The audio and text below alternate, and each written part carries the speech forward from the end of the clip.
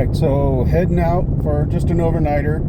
I have tried to do the first section of the Washington Backcountry Discovery Route a couple of times. I have driven on the route several times and have driven on all sections of the route, but just not all at one time. So here I am.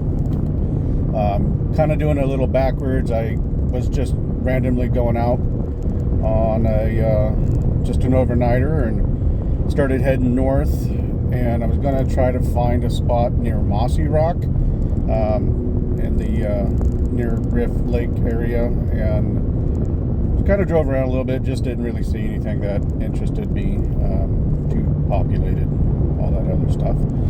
Anyhow, so I thought, you know what, I'm not that far, about an hour and a half from Taklack Lake, so I figure I'll just do the route backwards. Go start out in Packwood and probably camp out at Taklack Lake if I can get a spot. It's weekend before Labor Day weekend in August, so I imagine it would be pretty busy. It is a Sunday afternoon, so I'm hoping that I get a spot, but if not, I do know a lake right around the corner from it that I can go to and stay there if need be. Anyhow, that's the plan. Just out enjoying the drive.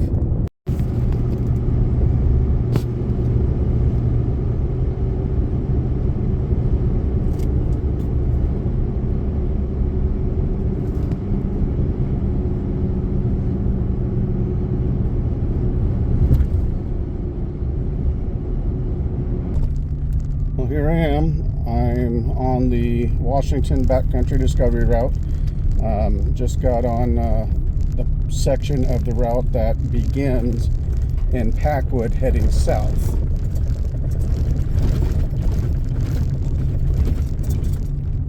A couple of bad washboards there.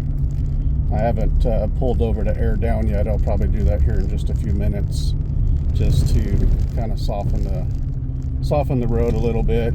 I keep my tires aired up pretty high at about 35 to 38, just kind of depends on the temperature outside. There's a little fluctuation obviously with temperature, but anyway, I'm going to pull over here soon just to help soften up these washboards, because the last time I was on this road I do remember a good bit of washboards, and it just honestly being brutal at one point. It almost made me nauseous.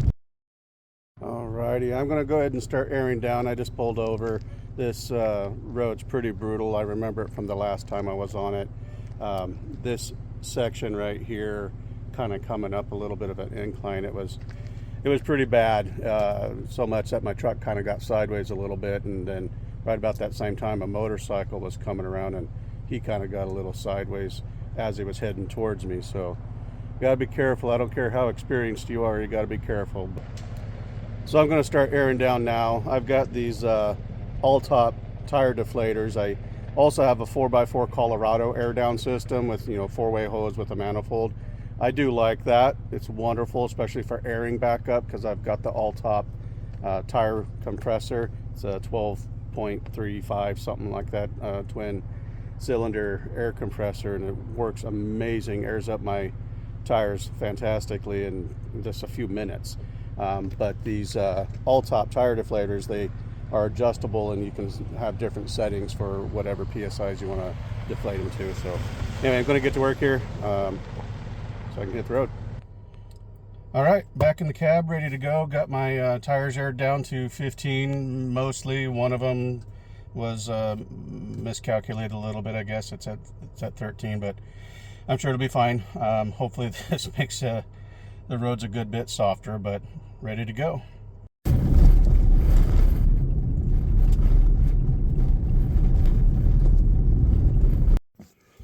Well, I made it to Taklack Lake. Sorry, I didn't think to film myself setting up camp. I made myself some pre-seasoned chicken fajita, for dinner. Just putting it on some corn tortillas. I got my anchor Solix, so that's why I got some lights. You know, if I got it, might as well use it. Of course, there is a fire ban right now, but they do allow gas firing, so that's what I got. This is my setup.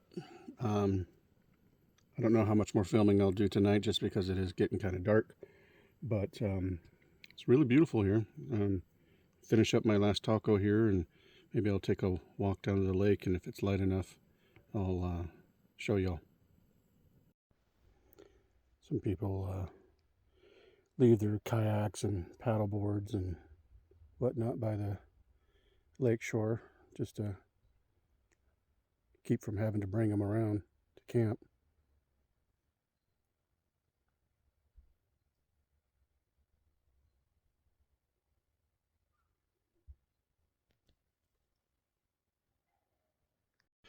Yeah, I was just thinking about it. I've filmed a lot today in vertical mode, not horizontal mode. So hopefully I still get some decent video. Might be able to edit it some and kind of zoom in to crop out the verticalness of it, try to keep it horizontal. But you know, I am here at Taklack Lake. Got the beautiful Mount Adams there behind me. It's just like an absolute mirror.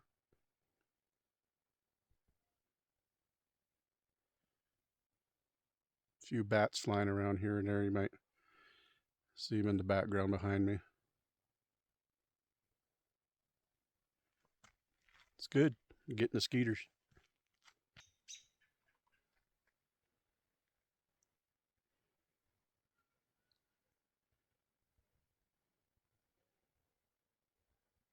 Just making my breakfast now. I've got some bacon going. I'm going to get some eggs going. I've got a pot of water going to steep some coffee. And then I'll finish kind of packing up the rest of my gear. I've just got a few things here on the picnic table that I get packed up and then go fish. I have to be out of here at noon. It's about 9 o'clock now, so we got a little time to fish. And kind of enjoy the morning and hit the road and finish up to Carson.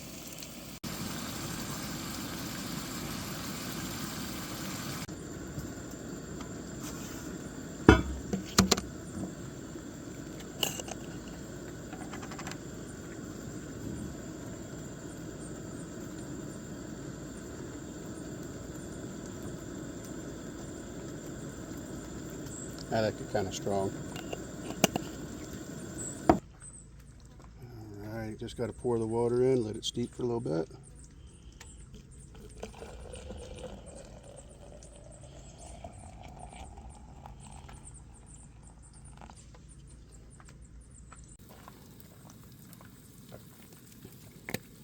A little salt.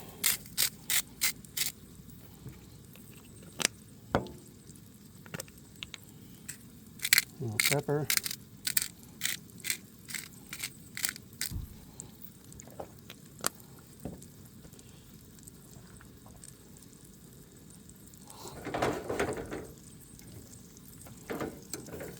Sticking a little bit because I didn't wipe the pan out after the bacon.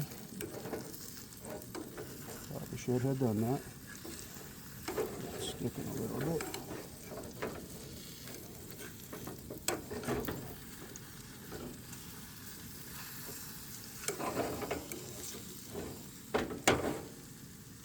That's all right. I'll just go with the scrambled now.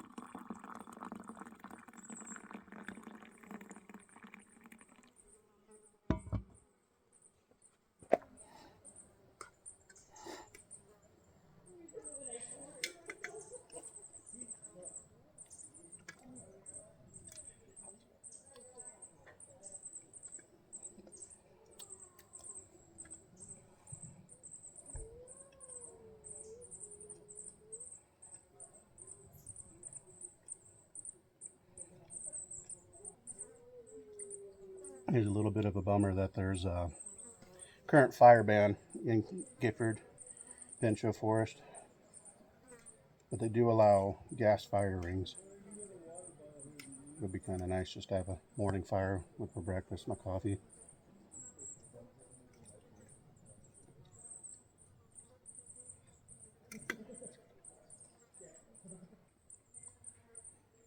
Gas fires are certainly nice because you don't get that campfire smoke and all your gear and your hair and your skin and everything.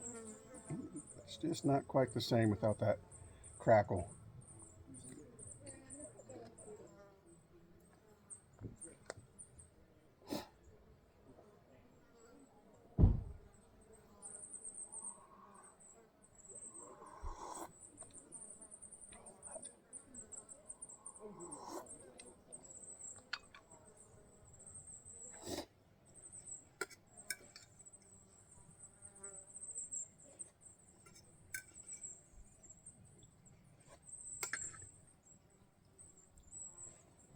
I think I might go for a dip. Already getting, from yesterday being 90, 95. It was pretty warm. Of course, I had the air conditioner in the truck, but kind of just feel grody. Want to rinse off in the lake. Feels nice.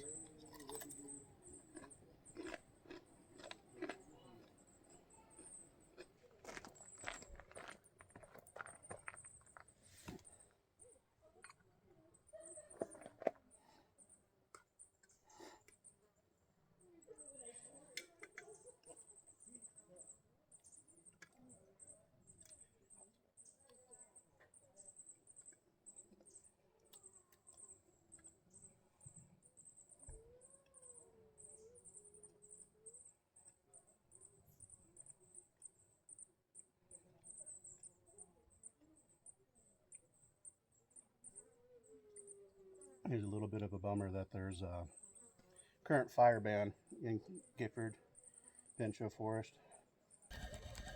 Cut one.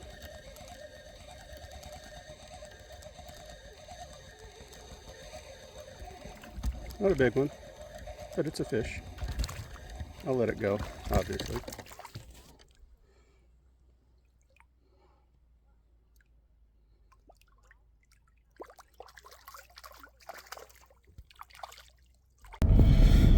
Well, I'm heading out from Taklack. It's just after 11:30 right now, and just kind of driving through the park again while most of the sites are open. Just kind of checking some of them out. This number 12 looks pretty cool. It's big. A couple decent spots for ground tents if you're in a ground tent.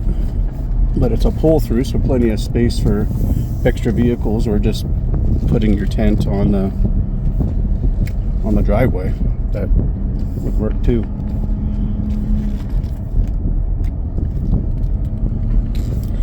It's not entirely just wide open. There's some privacy.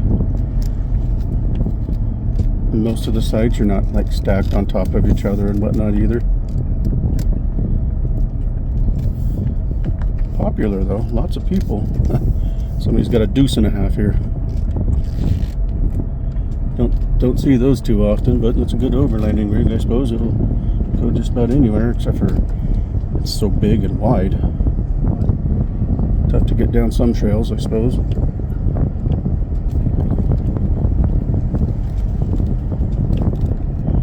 And some of these are rather small, but unless you get a reservation, you get what you get.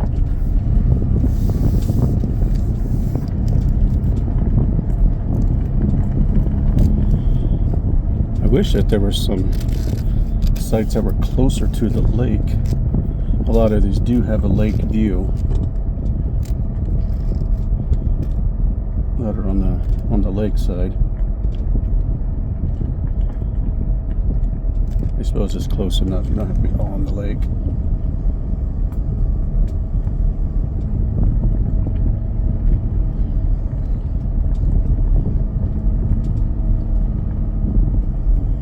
But if you like to hang a hammock, there are lots of trees. Chances are pretty good you'll get a site you can hang a hammock up in. So I see a lot of people here with hammocks, even though lots of paddle boarders.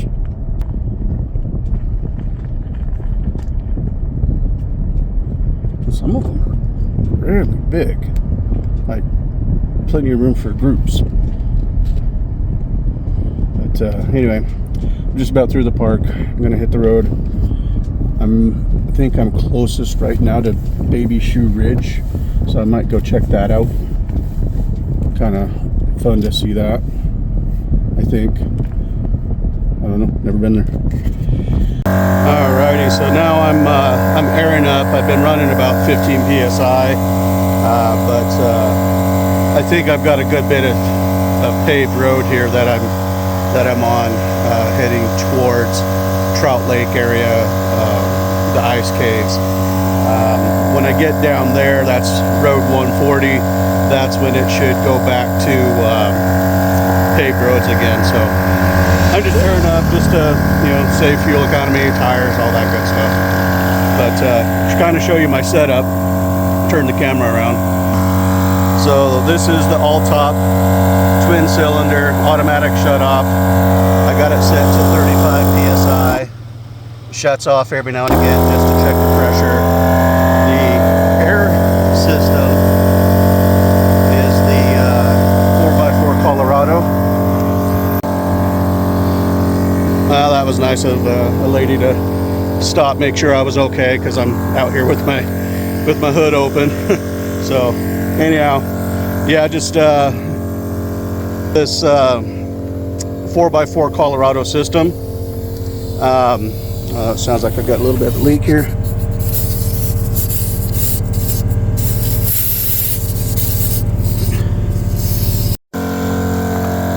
Should be done pretty quick. So what I love about this system is that it airs everything up equally. It's only been running a few minutes, and I went from 15 psi to, where you see it now, almost done, because I set the pressure to 35, so it should cut off here any second. That's probably the last one, because it'll shut off and then restart. But yeah, must be all done. So yeah, it's all done, so I'll let it sit for a few minutes just to kind of let everything equalize. Sometimes I'll kind of stand on the step here and shake the truck a little bit. I don't know if that does anything, but makes me feel better. I just gotta go ahead and disconnect everything. Of course, do negative first and then positive.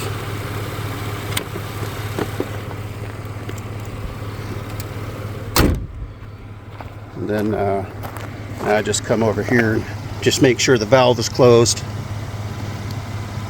This is also a valve here, slide it down when I'm trying to air down.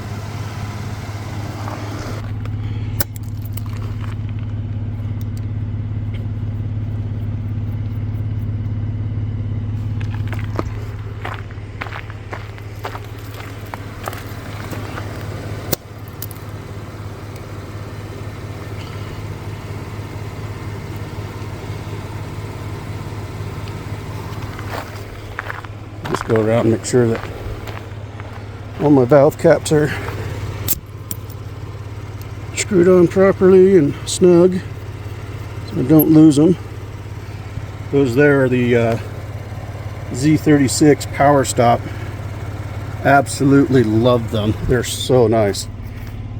They look good too. That, honestly, a little bit of vanity, but that was one of the big reasons for wanting them.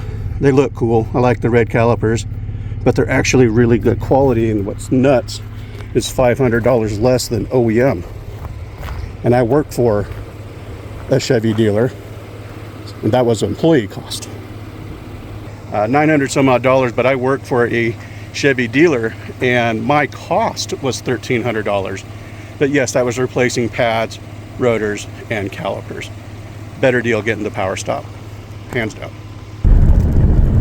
Well, I'm nearing the end of my journey. I'm we're just past Road 68, Cedar Creek. I'm on 6808 now.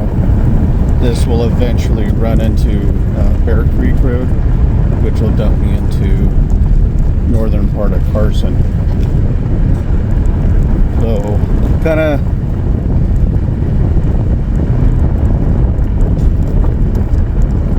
happy to, you know, be home almost, but kind of wished I'd taken a little more time to stop and take better shots, better footage. It seems like when I watch all the other YouTube videos, they have all these great shots, the shots of the car coming and going, and B-roll. I'll get there. This is going to be the first video that I'll post on my channel. I have already done a pretty big trip.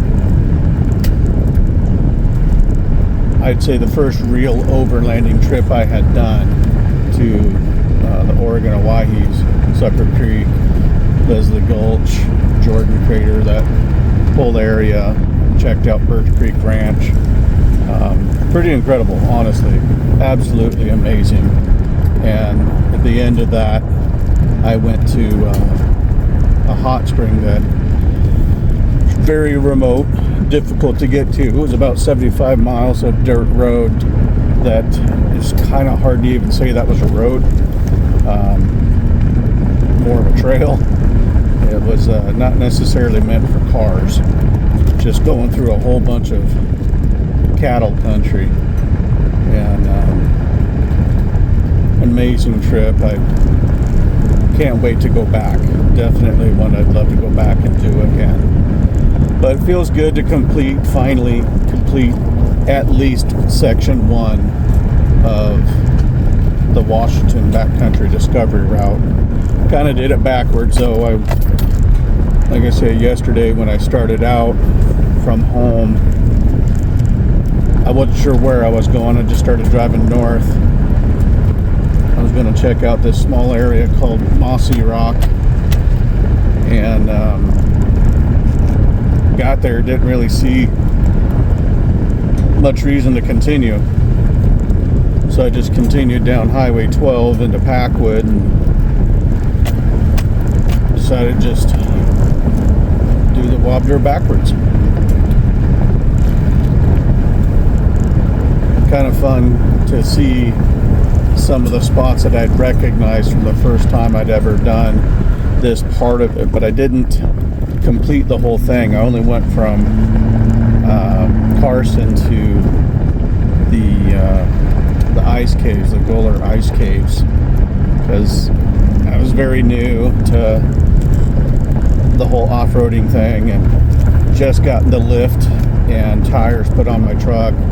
Wanted to go kind of play and see how the suspension felt and all that. But I set out that day with, again, on a whim. Didn't intend to go do that. Just started going for a drive and ended up doing that part. But it got me real nervous just because it was a very windy day. It had been raining. I'd seen a few downed trees that were fairly fresh, but somebody else had already cut them down. But I didn't bring any gear with me whatsoever. I didn't have a shovel, I didn't have a saw, I didn't have an axe. I had nothing to get myself out of trouble, so I got kind of lucky that I didn't get into trouble. But I also stay pretty careful. Don't push myself too far beyond my comfort zone. Just enough to get that little bit of excitement, but not so much that I'm going to be in trouble and need to walk miles out or help or hope someone else is on that same road and stops and takes pity and helps, or gets me a ride till I can get to someone who can help me.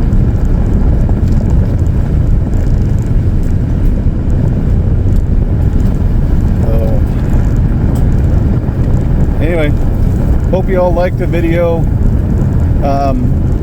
I'll be ending it here real soon. Probably going to stop and make myself something to eat. It's 4:30 now. I left Taklack Lake at about 11:30, and it's basically taken me from then to Taklack Lake to now to 4:30 to complete the rest of Section 1. Stop and get myself something to eat because I'm getting hungry, and I'll go ahead and air up my tires because I'm heading aired back down to 15. It just feels so much more comfortable on some of these rutty, potholed roads. Really helps to soften them. So I run KO2s. I have 17-inch icons, and the KO2s are 275/70 17. So if I'm fully aired up, which is typically around 35 psi, 36 psi, it's brutal. It is so rough on some of these potholed roads and washboard roads.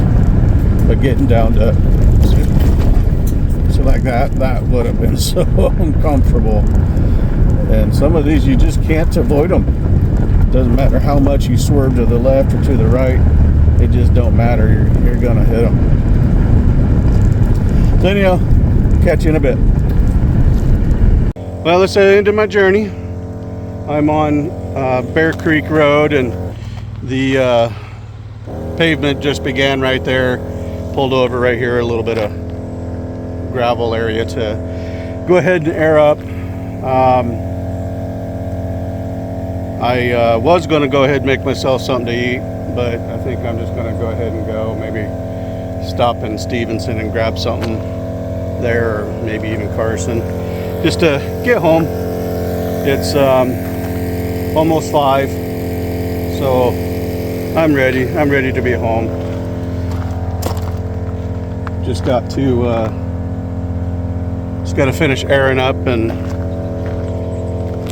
put that kit away and head home. So there was I must have missed it because I could have sworn there was like a waterfall just around the corner over here, but I knew there was this little bit of water here, a little pool down here. Actually looks really pretty. Never actually looked at it before. I just knew it was down there. And anyway, I would enjoy the waterfall while I ate, but I didn't see it. So here I am. I'll just finish airing up here and call it good. That's me.